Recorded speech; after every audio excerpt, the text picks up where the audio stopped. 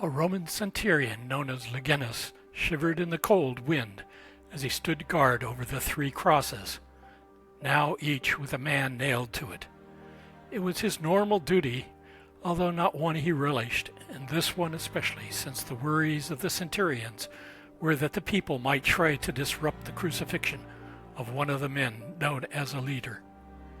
The sky had clouded over, and the cold wind rose as he stood guard. His commander approached.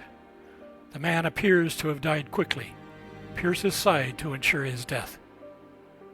While breaking of legs typically occurred if the prisoner survived too long, in this case the man appeared to have died quickly from the crucifixion. Taking his spear, Longinus approached the man and pierced his side. He expected to see blood, but both blood and water came from the point where the spear entered the man, to Longinus' surprise. As he pierced the man, thunder and lightning erupted from the clouds, sending a shiver up the spine of the normally stoic Longinus. As he stood back, he suddenly felt a wave of sorrow for his actions overcome him. However, he knew that to show any remorse would possibly be a fatal mistake. He watched in silence as the other centurions gambled for the meager possessions of the 3 men. Eventually, his shift was over, and Longinus gladly headed alone back to the barracks to rest. As he sorrowfully turned down a side street, alone with a growing feeling of self-contempt, a humble man approached. "Centurion, may I speak to you?" Unsure what this man wanted, Longinus solemnly nodded at the man. "I'm sure you are aware of the man you crucified today has been hailed as a holy man." With a sigh, the centurion responded, "Yes, I am aware. I noticed a change in your mood upon piercing this holy man. Would you be willing to talk with me?" As the 2 men stood quietly against the building wall, the centurion hung his head in a wave of sorrow as it continued to build inside him. Dropping his spear, the centurion slumped to the ground in a sitting position as the man put his hand on his shoulder. The action caused the emotions of the typically strong centurion to erupt in a wave of crying. "Why do I feel this way? I was not one of his followers. I never heard him speak." "God is sending you a message. God is asking you to change your ways." Between the sobs, the large man turned to the smaller, humble man. "Why me? Something changed in me the moment the spear touched him. God has set a path for you to follow, and all you have to do is accept His grace. If you wish, I will help to guide you to people that can help you with your new path and give you grace." Centurion slowly gathered himself and picked up the spear. With the action of touching the spear again, an energy flowed into his body and a feeling that his life must change. Following the man, they slowly walked to a building where the man entered and motioned him to follow. Upon entering, the centurion observed a group of men and a single woman. As they looked at him with a sense of fear and questioning, the stranger spoke. "Fear not. He is on a journey ordained by God and shall need your guidance." The woman looked at the centurion. "If you are here by God's grace, then welcome." The centurion set the spear against the wall and entered in. Upon turning back to thank the stranger, he noticed he was no longer there.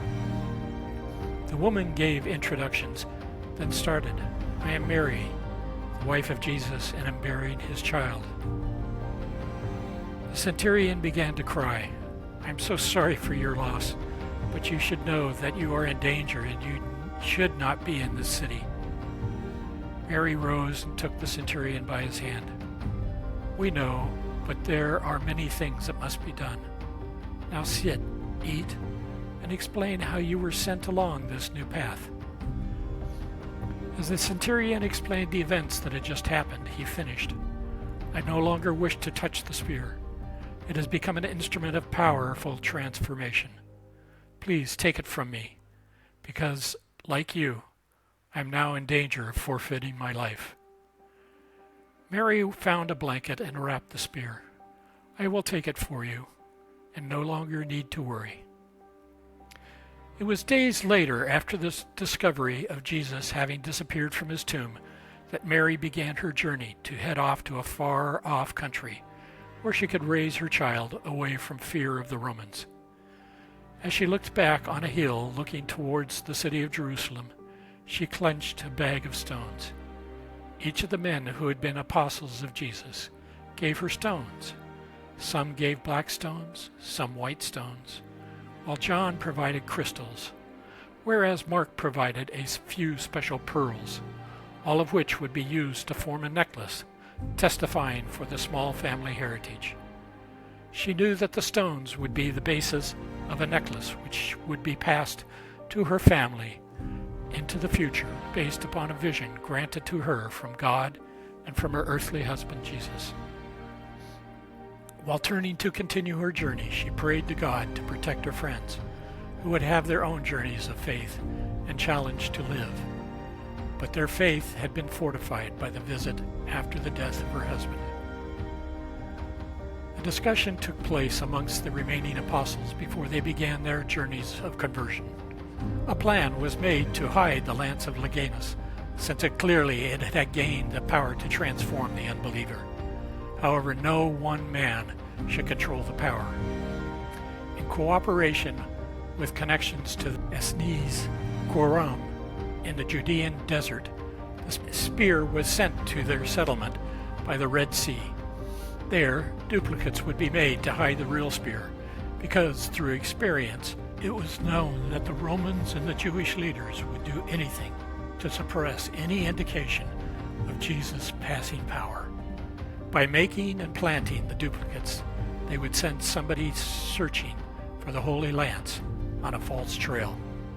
And thus the spear stayed hidden in caves by the Red Sea till God was ready for its next journey.